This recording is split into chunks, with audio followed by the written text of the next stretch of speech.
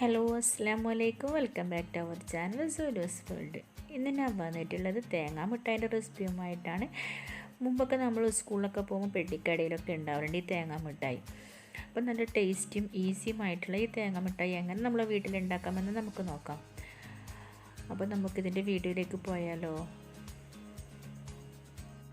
ഇതിനായിട്ട് ഞാൻ ഒരു അരമുറി തേങ്ങ ചിരവിയിട്ടെടുത്തിട്ടാണുള്ളത്. അപ്പം ഇനി നമുക്കതൊരു മിക്സീൻ്റെ ജാറിലേക്ക് ഇട്ട് കൊടുക്കാം.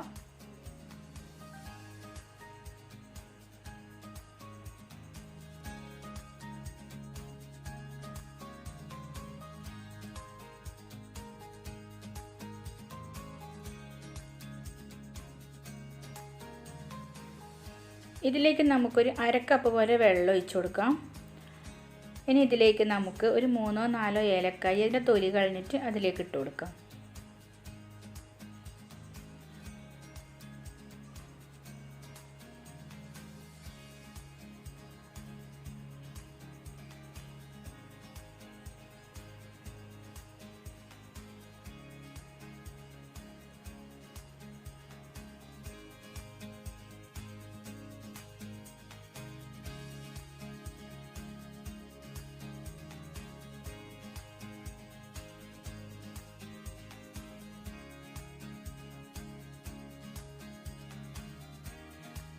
നമുക്കിതൊന്ന് അരച്ചെടുക്കാം. അപ്പം നല്ല മിനുസായിട്ട് അരച്ചെടുക്കേണ്ട, നല്ല തരിതരിപ്പുള്ള പോലത്തെ ആ ഒരു അരപ്പാണ് ഇതിന് വേണ്ടിയിട്ട് വേണ്ടത്.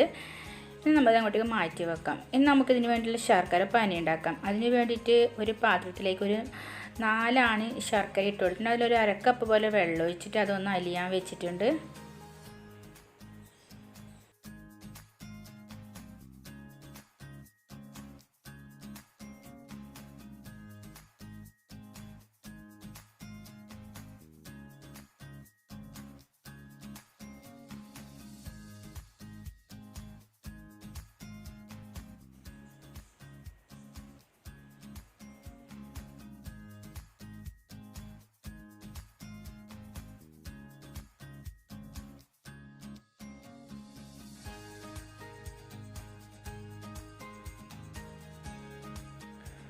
ഇപ്പം നമ്മുടെ ശർക്കരപ്പാനി ഇവിടെ റെഡി ആയിട്ടുണ്ട്. ഇനി നമുക്കത് അങ്ങോട്ടേക്ക് മാറ്റി വെക്കാം.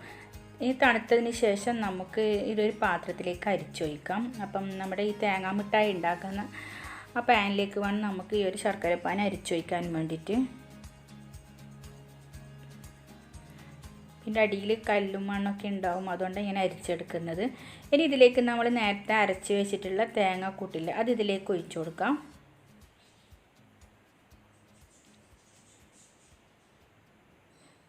എല്ലാം കൂടി നമുക്ക് നന്നായിട്ടൊന്ന് ഇളക്കി കൊടുക്കാം.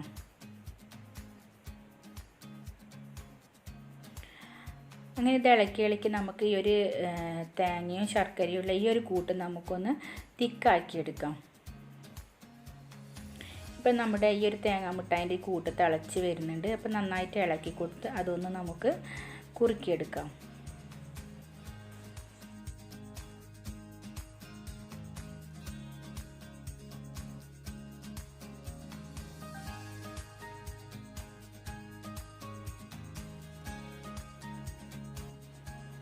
ഇപ്പോൾ ഏകദേശം കുറുകി വരുന്നുണ്ട്. ഈ ഒരു സമയത്ത് നമുക്കിതിലേക്ക് ഒരു ടേബിൾ സ്പൂൺ പോലെ നെയ്യ് ഒഴിച്ചു കൊടുക്കാം.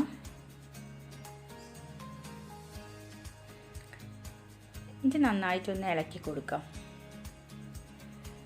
അപ്പം നമ്മുടെ ഈ പാനിൽ നിന്ന് ഇത് വിട്ട് വരുന്ന ആ ഒരു പരുവം വരെ നമുക്ക് ഈ ഒരു തേങ്ങേൻ്റെ ഈ ഒരു കൂട്ട് നന്നായിട്ട് ഇളക്കി കൊടുക്കാം.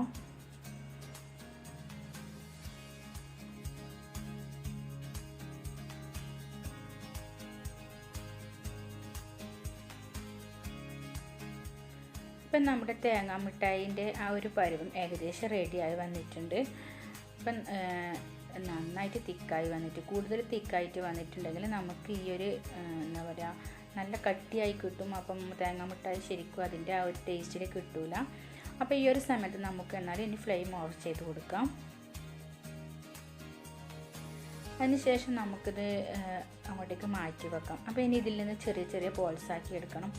അപ്പം ഇതുപോലത്തെ ഒരു ബോൾസ് ആക്കി നല്ല ചൂടുണ്ട്. അപ്പോൾ ചൂടോട് കൂടി തന്നെയാണ് ഈ ബോൾസ് ആക്കി എടുക്കുന്നത്. അപ്പം ഒരു കുപ്പിയിലെ മൂടി കൊണ്ട് നമുക്ക് ഇതുപോലത്തെ ഒരു ഷേപ്പാക്കി എടുക്കാം. അതുപോലെ ബാക്കിയുള്ള തേങ്ങാ മുട്ടായും ഇതുപോലെ തന്നെ ഉണ്ടാക്കിയിട്ട് നമുക്ക് ഈ മൂടി കൊണ്ട് ഇങ്ങനെ ഉണ്ടാക്കാം. അപ്പോൾ നമ്മുടെ കൈ നല്ല ചൂടുണ്ടായതുകൊണ്ട് കയ്യിൽ നിന്ന് അധികം പെട്ടെന്ന് എനിക്ക് ഇങ്ങനെ ആക്കാൻ പറ്റാത്തതുകൊണ്ടാണ് ഞാൻ ആ ഒരു പ്ലേറ്റിൽ വെച്ചിട്ട് അതുപോലെ ഞാൻ ആ ഒരു മൂടി കൊണ്ട് ആ ഒരു ഷേപ്പാക്കി എടുക്കുന്നത്. അപ്പോൾ ഇത് ചൂടോട് കൂടി ആക്കിയിട്ടില്ലെങ്കിൽ പെട്ടെന്ന് കട്ട പോലെയാവും. അതുകൊണ്ടാണ് ചൂടോട് കൂടി തന്നെ ഇതാക്കാൻ പറയുന്നത്. അങ്ങനെ ഞാൻ മൊത്തമായിട്ട് ഉണ്ടാക്കിയിട്ടുണ്ട്. അപ്പോൾ ഇത് കുറച്ച് തണുത്തതിന് ശേഷം മാത്രമേ കഴിക്കാൻ പറ്റുള്ളൂ. അപ്പോൾ എന്നാലേ അതിൻ്റെ ടേസ്റ്റ് ശരിക്കും കിട്ടുള്ളൂ. അങ്ങനെ നമ്മുടെ തേങ്ങാ മുട്ടായി ഇവിടെ റെഡി ആയിട്ടുണ്ട്. അപ്പം ഇതെല്ലാവർക്കും ഇഷ്ടമായിട്ടുണ്ടെങ്കിൽ ലൈക്ക് ചെയ്യണം, ഷെയർ ചെയ്യണം. നല്ല ടേസ്റ്റി മിഠായിയാണ് കേട്ടോ.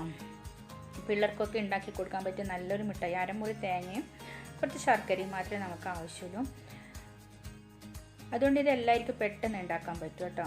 അപ്പം എൻ്റെ വീഡിയോ നിങ്ങൾക്ക് ഇഷ്ടമായിട്ടുണ്ടെങ്കിൽ ലൈക്ക് ചെയ്യണം, ഷെയർ ചെയ്യണം. എൻ്റെ ചാനൽ നിങ്ങൾ ആദ്യമായിട്ടാണ് കാണുന്നതെങ്കിൽ ദയവ് ചെയ്ത് എൻ്റെ ചാനൽ സബ്സ്ക്രൈബ് ചെയ്യണേ. അപ്പം അതിൻ്റെ തൊട്ടടുത്തുള്ള ആ കുഞ്ഞു ബെല്ലൈക്കനെ ക്ലിക്ക് ചെയ്യണേ. അപ്പം വീണ്ടും പുതിയൊരു വീഡിയോയുമായി കാണാം. അതുവരേക്കും ബൈ ഇൻഷാ അല്ലാ.